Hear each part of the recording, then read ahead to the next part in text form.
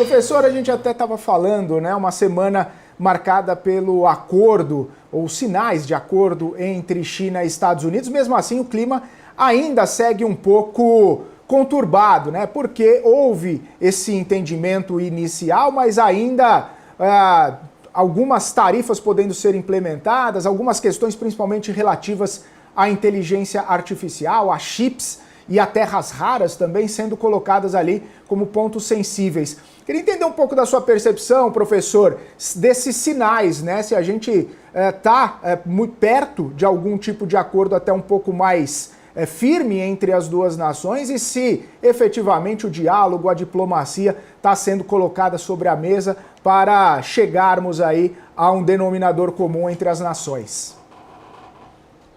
Felipe, eu estava assistindo uma entrevista que eu dei há 6 anos, exatamente numa situação muito parecida com esta, em que o presidente Trump havia começado ali a implementar as medidas de guerra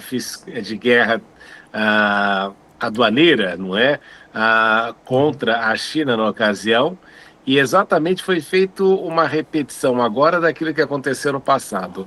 A conversa, e depois da conversa veio um período de 90 dias em que eles negociariam ali, buscariam a implementação de algum acordo, e foi isso exatamente que aconteceu naquela ocasião, e eu acho que Trump tenta reproduzir isto nesse processo novamente.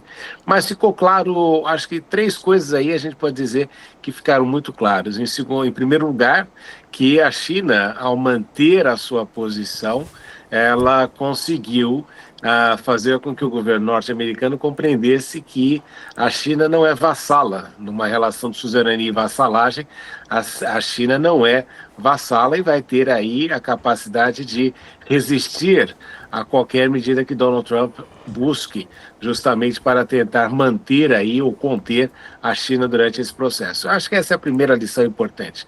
Em segundo lugar, você nota que a economia americana sofreu aí o impacto de toda essa situação. Claro que os chineses não ficaram alheios aos problemas aqui, porque havia aí uma instabilidade em relação a alguns setores, mas obviamente que até mesmo quem acompanha isso viu que, por exemplo, os portos na Califórnia estavam praticamente vazios e uma vez que as conversas foram retomadas, houve aí um incremento de 300% naquilo que você tinha de comércio.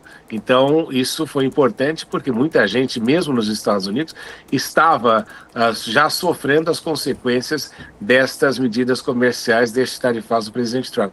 E, por fim, a coisa mais relevante aqui é que Trump também teve que alterar o seu rumo justamente em razão do cenário político norte-americano, porque ele sabe aí que daqui a pouco ele tem as eleições de meio de mandato e as medidas que ele implementou não tiveram aí a rapidez e a repercussão que ele achava que ele tinha, que ele havia imaginado. Então, os Estados Unidos têm uma relação importante com a China, não podem justamente separar-se imediatamente e, de uma maneira muito clara, ficou que os chineses conseguiram aí, com a sua resiliência, fazer com que os americanos retirassem as medidas que eles estavam implementando.